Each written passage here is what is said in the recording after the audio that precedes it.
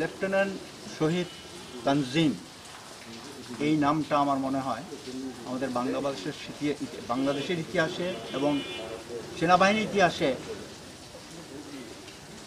স্বর্ণাক্ষরে লেখা থাকে। কেননা সে মারা গেছে অনলাইন অফ ডিউটি।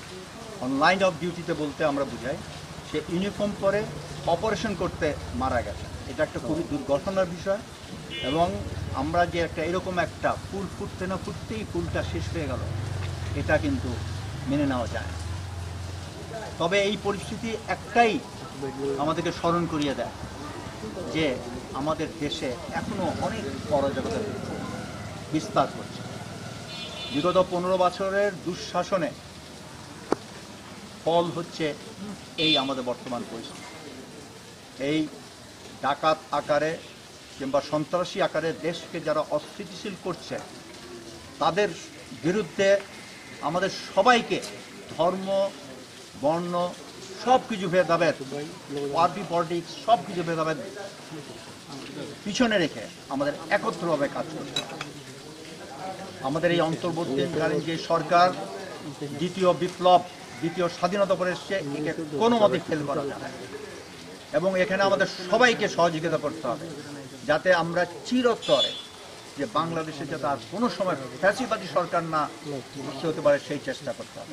আমি ব্যক্তিগতভাবে মনে করি যদি সেনাবাহিনীকে আমরা ডিপলিটিসাইজ করতে পারি এবং আমরা ইলেকশন কমিশনকে যদি স্বাধীন করতে পারি অ্যান্ড ট্রান্সপারেন্ট করতে পারি, এই দেশে কোনো সময় আর ফ্যাসিস্ট সরকার আর জন্ম নিবে না। এই দুইটা ইনস্টিটিউশন আমরা ঠিক করতে পারলেই কিন্তু ইনশাল্লাহ বাংলাদেশের মধ্যে থাকবে এবং আমরা ক্রমাগত অগ্রসর হব। আমাদের দেশের অত্যন্ত পোটেনশিয়াল। ডক্টর ইউনূসের নেতৃত্বে আপনারা কালকে দেখেছেন জাতিসংঘে উনি কয়েকটা দিনের জন্য গেছেন, উনি কীভাবে বিভিন্ন দেশের রাষ্ট্রপ্রধানরা ওনার সাথে দেখা করার জন্য উঠে পড়ে লেগেছেন। এইটা আমাদের গর্বের বিষয়। আমরা যদি একত্র হতে পারি এই দেশকে আমরা আকাশচুম্বী করতে পারব। জনগণ সবাই একত্রিত হন, এই সময় দেশকে গড়ে তুলুন, এটি আমার বার্তা। ধন্যবাদ। এই হত্যাকাণ্ডকে আসলে কিভাবে দেখছেন? এটা কি আসলে সন্ত্রাসী নাকি ডাকাত? ডাকাত বলেন, সন্ত্রাসী বলেন, যে একজন মানুষকে মারতে পারে সেনাবাহিনীর হাতে বলে তাহলে বুঝতে পারেন সে কত ডেঞ্জারাস সন্ত্রাসী। এবং এটা কিন্তু আমাদের সমাজে কোথায় লুকিয়ে আছে রন্ধ্রে রন্ধ্রে, এটা আমাদের সবাইকে সচেতন হবে।